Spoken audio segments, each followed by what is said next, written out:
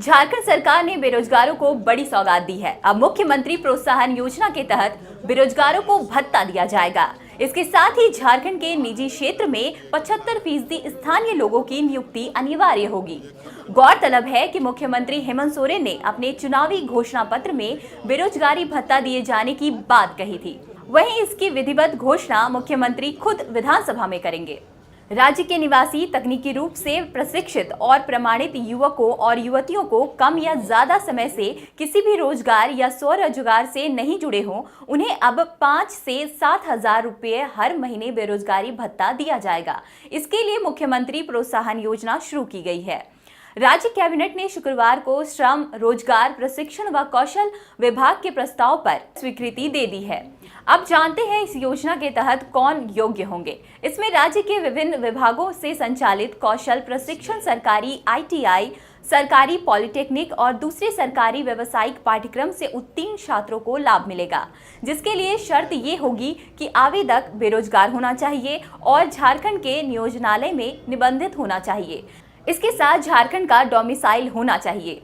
नियोजनालय में निबंधन की तारीख को आवेदक की उम्र 18 साल से ज्यादा और 35 साल से कम होनी चाहिए। ST/SC को उम्र सीमा में नियम के अनुसार छूट मिलेगी। बेरोजगारी भत्ता पाने के लिए आवेदक के आवेदन पर जिला स्तरीय समिति से जांच के बाद निर्णय लिया जाएगा। वहीं राज्य में रहने और पढ़ने वाले युवकों और मजदूरों को 75% आरक्षण का लाभ मिलेगा। इस नए कानून के मुताबिक राज्य में सभी तरह की औद्योगिक इकाइयों, फैक्ट्री, संयुक्त उद्यम के साथ साथ PPP मोड में चल रही सभी परियोजनाओं में 75% नौकरियां स्थानीय लोगों को देनी होगी। वहीं 25% सीटों पर दूसरे लोगों को रखा जा सकता है।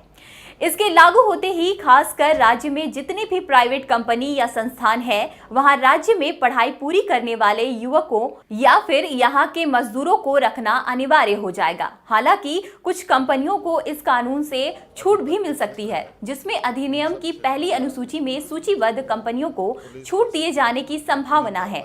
इनमें मुख्य रूप से पेट्रोलियम, फार्मास्यूटिकल, कोयला, उर्वरक, सीमेंट जैसे खतरनाक उद्योग शामिल होंगे। नए नियम के मुताबिक कंपनियों को कानून लागू होने के 3 साल के अंदर इन प्रावधानों का पालन करना होगा।